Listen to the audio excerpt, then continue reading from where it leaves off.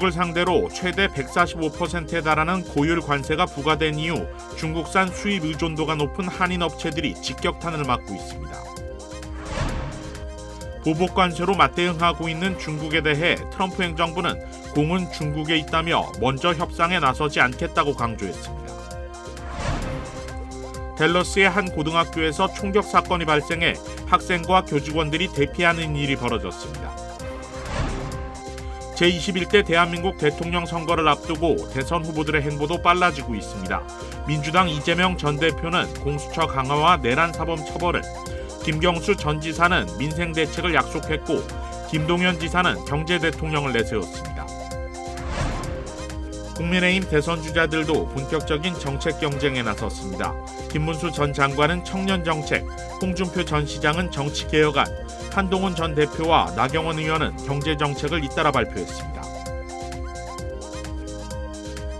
매일 아침 마리아, 샘, 알렉스, 에이미는 단지 비즈니스를 하는 게 아닙니다. 꿈을 만들어가고 있죠. CBB는 각 비즈니스의 이야기를 알고 고객 한 분 한 분께 꼭 맞는 솔루션을 제공합니다. 저희가 만드는 것은 단지 금융거래 관계가 아닙니다. 고객 한 분 한 분과의 파트너십입니다.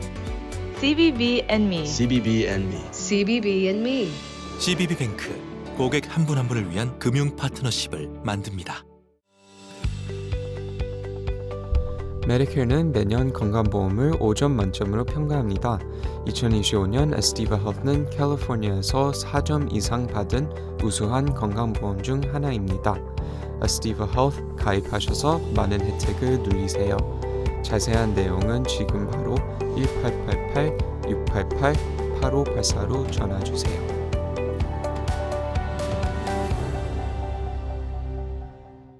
시청자 여러분 안녕하십니까? KBS 아메리카 뉴스입니다. 각 나라별 상호 관세는 유예됐지만 중국에 대한 관세 부과는 즉각 시행됐죠. 중국과 거래하는 한인 업체들 입장에서는 당장 비상이 걸렸습니다. 윤범수 기자가 취재했습니다. 사우스 LA에 있는 한인 가구 업체, 가구 자재 가공 작업이 한창입니다.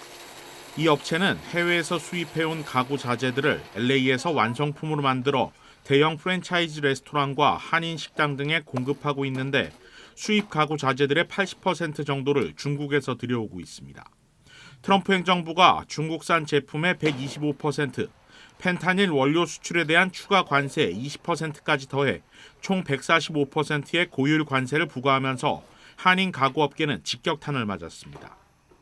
그러니까 반 정도의 애셈블리는 여기서 하는데 결국에는 이게 박스에는 메이드 인 차이나가 붙어 있어서 그 수입할 때는 그 관세를 피하는 방법이 전혀 없습니다. 그래서 업체는 그나마 이미 발주된 물량에 대해서는 추가 관세를 피했고 업체 규모가 큰 덕에 아직 재고 물량도 상당량 확보하고 있습니다.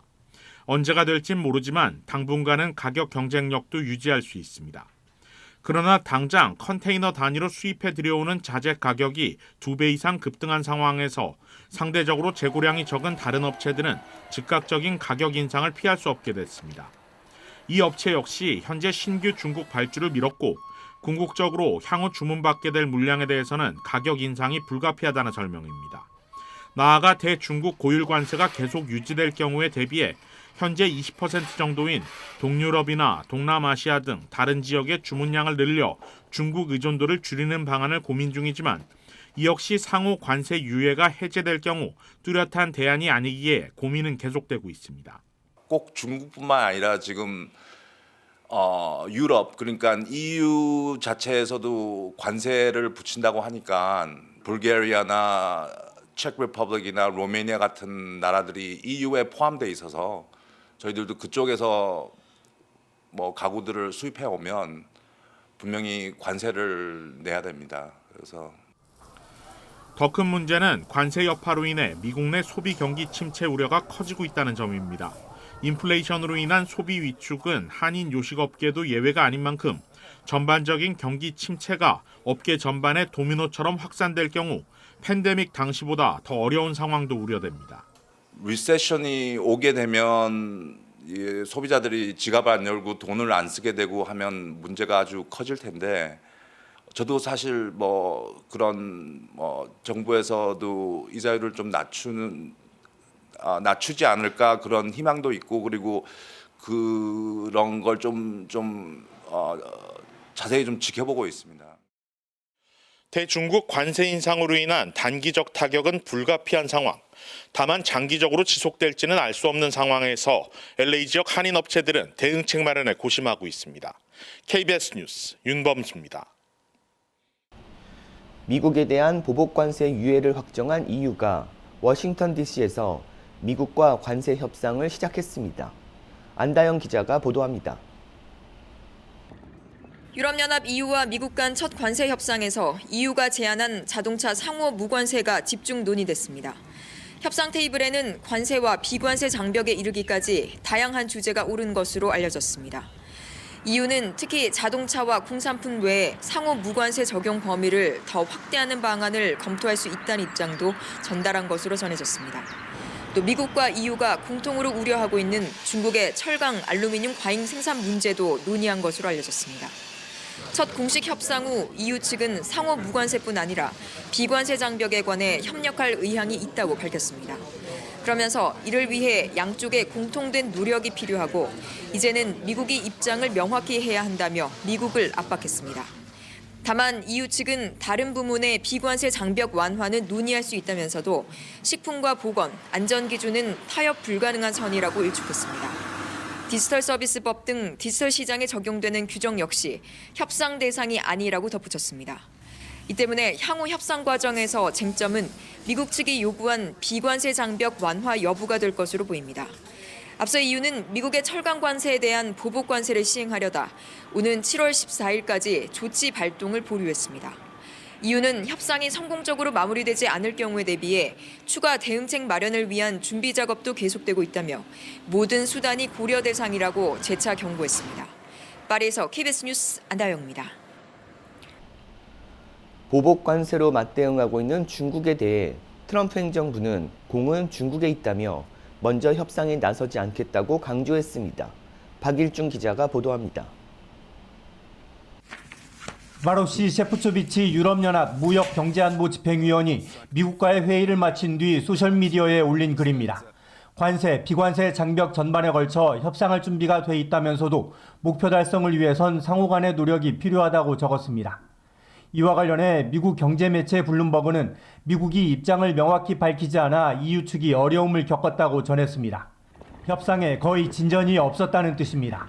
맞불 관세로 대응하고 있는 중국과의 협상은 아직 시작하지도 못했습니다. 트럼프 대통령은 자신의 소셜미디어를 통해 중국이 미국 농산물에 보복 관세를 부과한 데 대해 첫 번째 임기 때도 이런 일이 있었지만 농민들에게 버티라고 했고 나중에 280억 달러를 보상했다며 미국은 농민을 보호할 것이라고 밝혔습니다. 그러면서도 협상이 필요한 건 중국이지 미국이 아니라며 먼저 대화를 요청할 뜻이 없음을 분명히 했습니다. The ball is in China's court. China needs to make a deal with us. We don't have to make a deal with them. There's no difference between China and any other country. 무역 협상에 뚜렷한 결과가 나오지 않으면서 상승 출발했던 미국 뉴욕 주식시장은 하락 마감했습니다. 다만 채권과 달러 시장은 비교적 안정세를 보였습니다. 백악관은 15개 나라와 협상을 하고 있고 적극적으로 검토되는 안도 있다며 곧 그 결과를 발표할 수 있을 것으로 믿는다고 밝혔습니다. 기준점이 될 수 있는 그 첫 결과에 모든 이목이 집중돼 있습니다. 뉴욕에서 KBS 뉴스 박일중입니다. 주한 미국 대사관이 미국 내 체류 기간을 준수해달라고 당부했습니다. 자세한 소식을 KBTV 전상희 기자가 전합니다. 대사관은 소셜미디어 X에 게시한 글에서 미국에서 허가된 체류 기한을 한 번이라도 초과하면 미국 여행이 영구적으로 금지되거나 과거의 비자 면제 프로그램 자격 조건을 충족했더라도 앞으로 비자 발급이 어려워질 수 있다는 점을 상기시켰습니다. 그러면서 영사들과 이민당국은 여러분의 체류 기간 초과 여부를 확인할 수 있다며 규정을 준수하는 것은 본인의 책임이라고 당부했습니다. 이번 안내는 국무부가 지난 11일 미국 비자 심사는 비자 발급 후에도 중단되지 않는다며 비자 소지자가 모든 미국 법과 이민 규정을 준수하는지 계속 확인하고 그렇지 않으면 비자를 취소하고 추방할 것이라고 밝힌 데 따른 조치입니다. 트럼프 정부는 불법 이민자를 추방하는 정책의 연장선으로 합법적인 비자를 받고 체류 중인 유학생이더라도 비자 관련 규정을 어기면 비자를 취소하는 등 강경한 이민 정책을 펼치고 있습니다. 이번 방침으로 통상, 학생 또는 기술, 방문 연구원 비자 등의 비자 만료 후 프로그램이 종료되면 최대 60일까지 체류를 허용해주는 이른바 그레이스 피리어드, 유예 기간이 유지될지도 주목되고 있습니다. 매사추세츠주 연방법원 판사가 트럼프 행정부가 추진하고 있는 임시 체류 허가 취소 조치가 위법적이라고 지적했습니다. KBTV 주연우 기자입니다. 매사추세츠 연방법원이 어제 오후 트럼프 행정부가 53만 명 이상의 쿠바, 아이티, 니카라과, 베네수엘라 출신 이민자들의 법적 지위를 박탈하려는 시도에 대해 제동을 걸었습니다. 보스턴 연방지방법원의 인디라 탈와니 판사는 이들 이민자들을 묶어서 추방하는 것이 아니라 사안별로 개별 심사해야 한다고 밝혔습니다. 탈와니 판사는 41페이지 분량의 판결문에서 국토안보부의 프로그램을 충실히 따르며 합법적으로 입국한 비시민권자 이민자들에 대해 사안별 정당한 사유 없이 이민자들의 신분을 조기 종료시키는 것은 법을 훼손하는 일이라고 지적했습니다. 바이든 행정부는 2023년 초 인도적 임시 체류 프로그램을 도입해 쿠바, 아이티, 니카라과, 베네수엘라 출신 이민자 53만 명에 대해 미국에 합법적으로 거주하며 일할 수 있도록 사회보장번호를 제공한 바 있습니다. 하지만 트럼프 행정부가 임시 체류 허가를 취소하고 30일 이내 자발적으로 출국할 것을 명한 겁니다. 국토안보부는 해당 프로그램을 완전 폐지하겠다고 발표했으며 해당 프로그램으로 미국에 넘어온 이민자들에게 4월 24일까지 미국을 떠나지 않을 경우 체류 지위가 박탈된다고 밝혔습니다. 한편 트럼프 행정부 들어서 국경을 넘는 이민자 수가 현저히 줄었는데 2025년 3월 남서부 국경을 넘은 이민자 수는 11,017건으로 2024년 3월에 18만 9,359건에 비해 94.2% 감소한 것으로 집계됩니다. KBTV 뉴스 주연우입니다. 댈러스의 한 고교에서 총격 사건이 발생해 학생 4명이 다치고 이 중 일부는 중태인 것으로 알려졌습니다. 월머 허친스 고교에서 총격 사건이 발생해 엄청난 수의 경찰 차량과 응급 차량이 몰려들었습니다. 이 학교의 재학생 수는 약 1,000명에 달하는데 학교 측과 댈러스 교육청은 학생들을 모두 나가게 했고 나중에 학교 캠퍼스 전체가 안정을 찾았다고 발표하며 이번 사건에 대한 자세한 정보는 밝히지 않고 있습니다. 교육청은 오늘 오후 학부모들과 학생들이 대피한 경기장에서 만났다고 발표했고 학생과 학부모들을 위한 상담사들을 대기시켰다고 밝혔습니다. 고등학교 총격 사건 현장에는 경찰 범죄수사대원들이 사건을 조사 중입니다. LA 다운타운의 한 보석상에서 2천만 달러 상당의 현금과 기금속 절도 사건이 발생했습니다. LA 경찰국에 따르면 지난 일요일 밤 LA 다운타운 500사우스 브로드웨이에서 발생해 그 다음 날인 어제 오전 10시쯤 현장에 출동했습니다. 피해 가게는 가족이 운영하는 보석상으로 용의자들은 옆 빈 상점 벽을 뚫고 침입한 후 보안 장비를 무력화시킨 것으로 알려졌습니다. 피해자는 아버지의 20년간의 노력이 한순간에 사라졌다며 절망감을 전했습니다. 이 보석상은 최근 래퍼들과 인플루언서들이 소셜미디어에 언급해 유명세를 탔지만 이번 사건으로 재산 피해가 발생했고 보험도 없어 앞으로 운영이 불투명한 상황입니다. 업주는 제보를 위해 10만 달러의 현상금을 내걸었고 온라인 모금도 진행 중입니다. 경찰은 사건을 조사 중입니다. 제21대 대한민국 대통령 선거 재외국민 유권자 등록이 오는 24일 마감되는 가운데 한국 대선 주자들의 움직임을 살펴보겠습니다. 원동희 기자가 보도합니다. 유시민 작가 등과 진행한 대담 영상을 공개한 이재명 전 대표. 계엄 이후 얼어붙은 소비 진작책으로 정부 역할을 강조했습니다. 시장이 방치돼 있어요. 정부가 완전히 손을 떼버렸습니다. 시장과 분리된 정부와 분리된 시장은 없는 거예요. 수사권과 기소권 완전 분리, 공수처 권한 대폭 강화 등 검찰 개혁 방안을 밝혔습니다. 집권 시 보복할 거란 일각의 주장에 정치 보복은 없을 거라면서도 내란 세력에는 처벌이 필요하다고 했습니다. 미용업과 요식업 등 자영업자, 소상공인들을 만난 김경수 전 지사.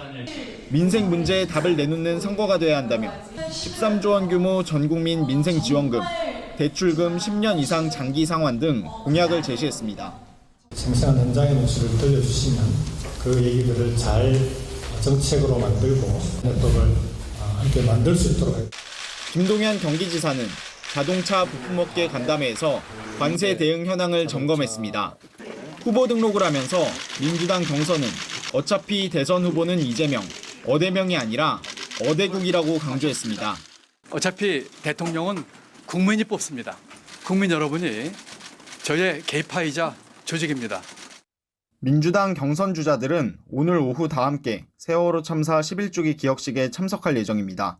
KBS 뉴스 원동입니다. 국민의힘 대선 주자들도 본격적인 정책 경쟁에 나섰습니다. 이유민 기자가 보도합니다.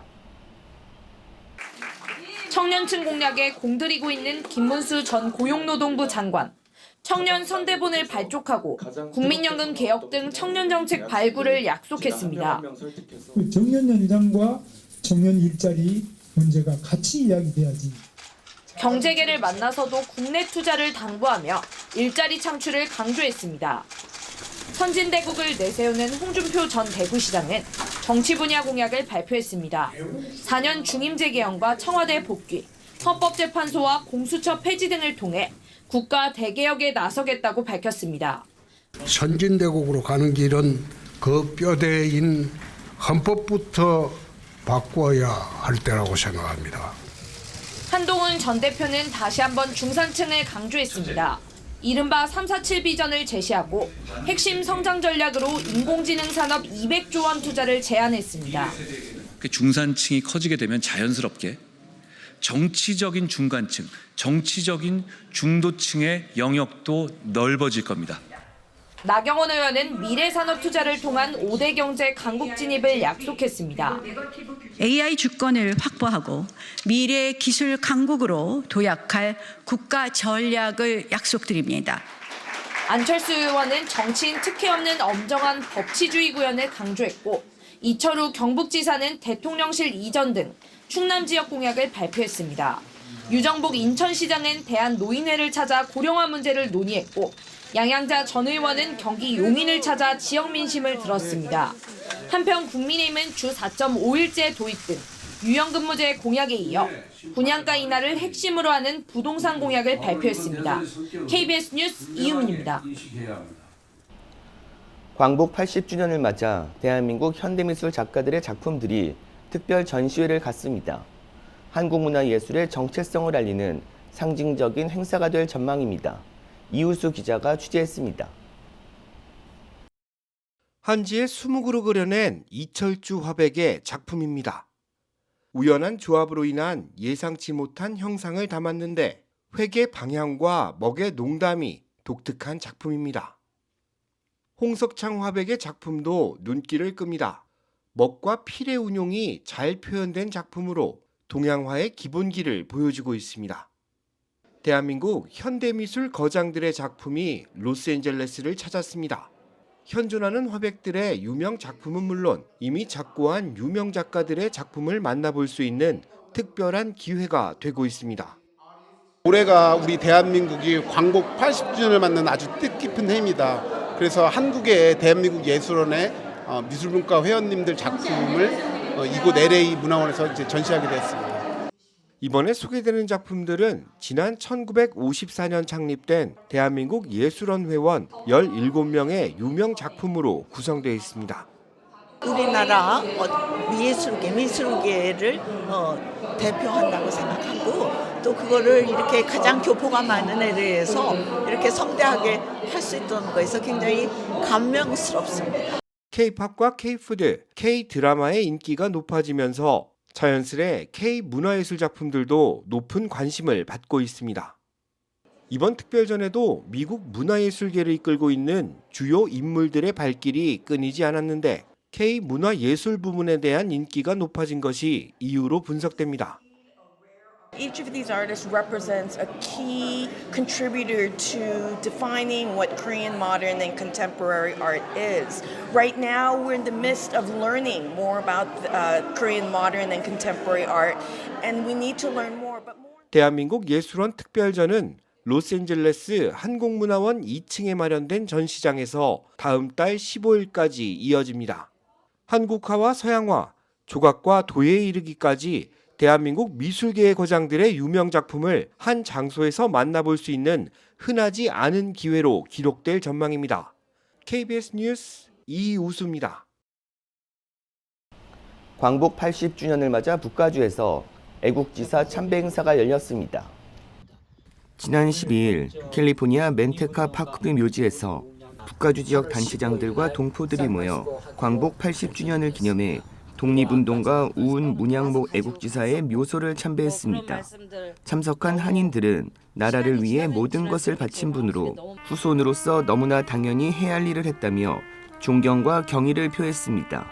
문양목 애국지사는 1905년 미국에서 대동보국회를 창립했고 조국의 독립을 위한 구명운동과 대한인 국민의 총회장으로서 군인 양성에도 힘썼습니다. 1940년 별세 후 멘테카에 잠든 문 애국지사는 지난 1995년 대한민국 정부로부터 건국훈장 독립장을 받았고 현재 그의 유해는 대한민국으로 봉환될 예정입니다. LA 카운티 셰리프국이 지난 회계연도에 초과 근무 수당으로 4억 5,800만 달러를 지출한 것으로 나타났습니다.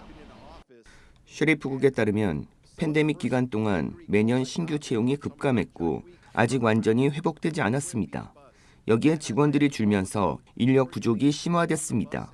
지난달 기준 약 10,000명의 직원 중 약 1,461명이 공석이며 900명 이상은 휴가 중인 것으로 나타났습니다. 이에 남은 인력이 초과 근무로 공백을 메우면서 지난해 430만 시간의 초과 근무가 발생했습니다. 로버트 루나 셰리프국 국장은 직원들의 헌신에 감사하면서도 구조적 문제를 인정했습니다.